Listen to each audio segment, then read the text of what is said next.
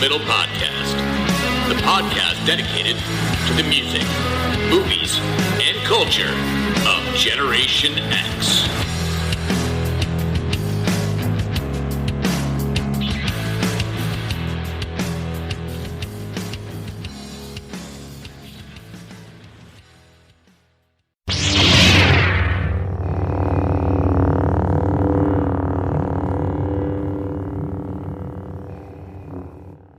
What is up, slackers? Welcome back to another episode of the Stuck in the Middle podcast.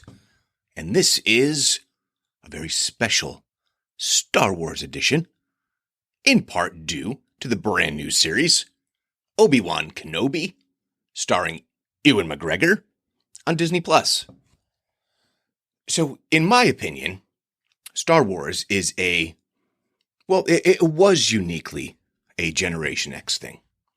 Now, certainly the boomers were young and probably found it pretty exciting, and it was certainly an heir apparent to things like Star Trek, Lost in Space, certainly things like that. Me having younger parents, this was just as much a cultural phenomenon as it was for all the little kids like me who were seeing Star Wars and being blown away.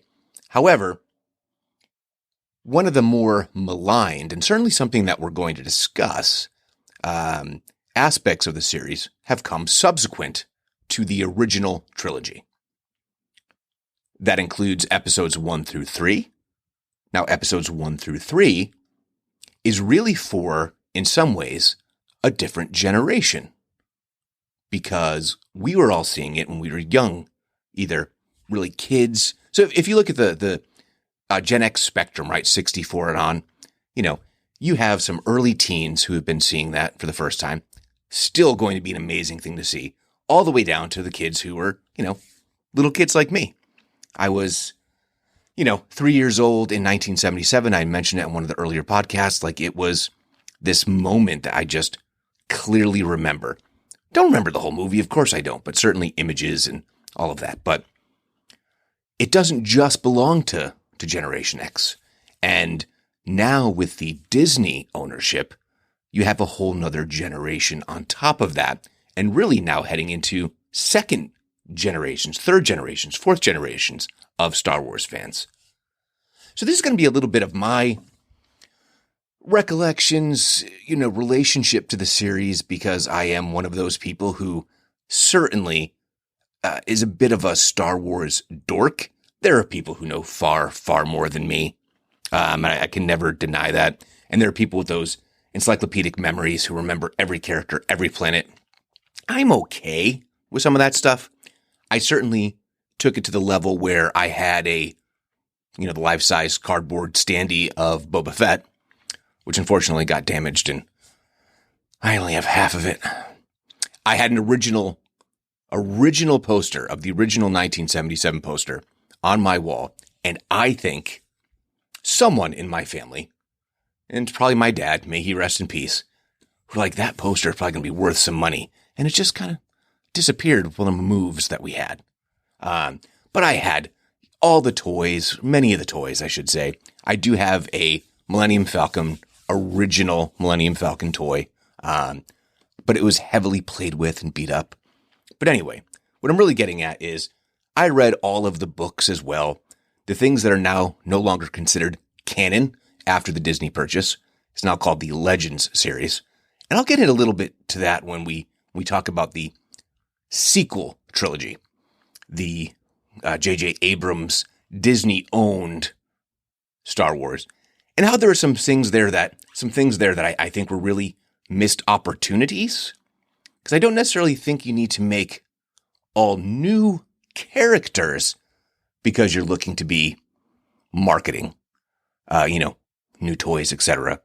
I think you could have taken a set of characters that were firmly established in that Legends storyline, which used to be canon, by the way, under Lucas, which to me means it's more valid. So it's really unfortunate those things went away. However, why don't we just jump right into it? Go right back to 1977, and the Star Wars was just called Star Wars. There was no A New Hope. It was just Star Wars, and it was a cultural phenomenon. obviously this is a story that you didn't realize when you were first seeing it, and I don't think George Lucas does either. I mean, I know in hindsight, he suggests that he always knew how the story was going to go. I don't believe that.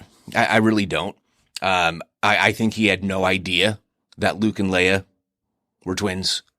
I don't think that was ever in his mind. I don't think he'd ever considered that Darth Vader was the father of Luke and Leia. Sorry, George. It sounds great that you're like, oh yeah, we fleshed it out differently. There are so many things that you look back and you go, wow, they've really tried to force these different pieces in. But with the Star Wars series on TV, I just want to take a moment and marvel at the fact that that first Star Wars, the first three, episodes 4, 5, and 6. So New Hope, Empire Strikes Back, Return of the Jedi. You have a master craftsman in Sir Alec Guinness, a tremendously gifted Shakespearean actor, film actor, just really a true thespian, to play this weird old space wizard, Obi Wan Kenobi. Now, looking back, he was not necessarily even remotely considered one of well, I can't say he wasn't a key player. It's just that what were they trying to market? Han Solo. That scoundrel Han Solo. Luke Skywalker, the idealistic youth from a moisture farm on Tatooine. Princess Leia Organa, Imperial Senator. I mean, she was feminist in the way of just a strong woman. She was just a strong woman, and that came across the very first moment that she's on the screen, when she and Darth Vader have that first face-off on the Alderaanian ship. But they were the young people. That's who they were marketing. Now, I had an Obi Wan Kenobi action figure. Of course I did.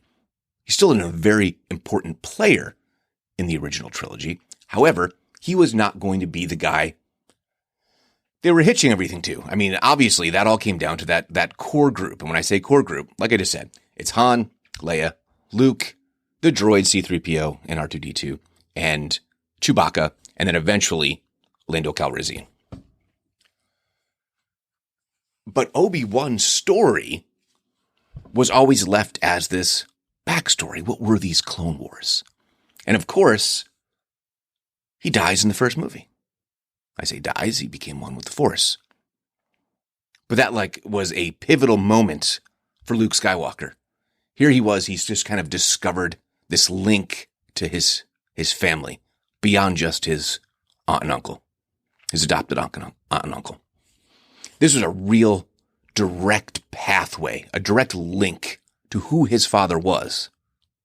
Because Luke's whole worldview is solely based on a moisture farm in the middle of a terrible desert on a planet with too many suns for its own good. So his true first mentor, giving him a greater glimpse into a galaxy beyond his own, dies in the very first episode. Now, of course, he comes back in the subsequent film. So let's just, the whole use the Force Luke when they're going ahead to destroy the Death Star. That was a significant pivotal moment, right? Pivotal moment. I keep saying pivotal. I don't know why. Pivotal moment. And Obi-Wan's voice saying that. Use the Force, Luke. Iconic. So again, I don't want to dismiss the importance of Obi-Wan in the original trilogy. It's just that he wasn't going to be doing the main action sequences, which is ultimately what sells these kind of franchises. It's all the big action stuff.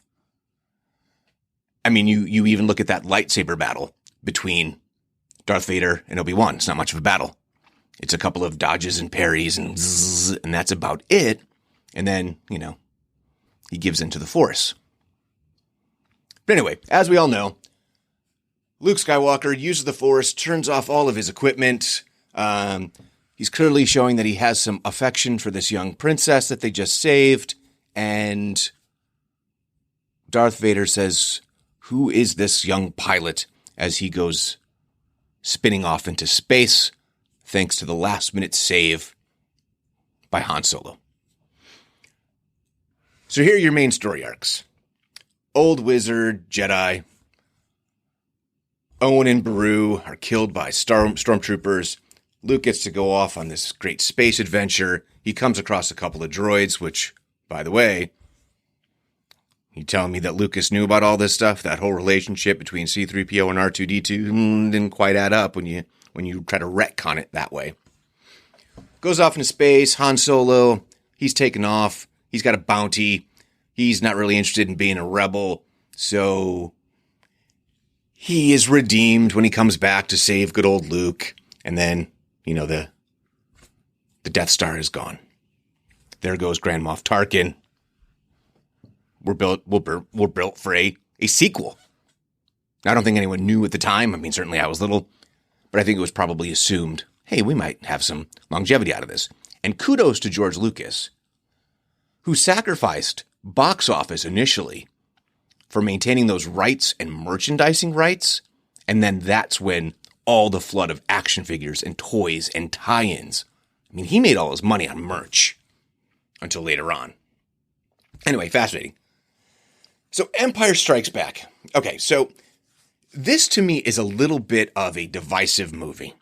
And the reason I say it's divisive is that every Star Wars nerd claims that Empire Strikes Back is the best Star Wars movie. Now, I'm going to do my list towards the end of the episode of my rankings of the Star Wars movies. And you can clutch your pearls now. I do not consider Empire Strikes Back to be the best Star Wars movie. And in fact, I've gone back and forth as where it should actually be placed in the things that I enjoy.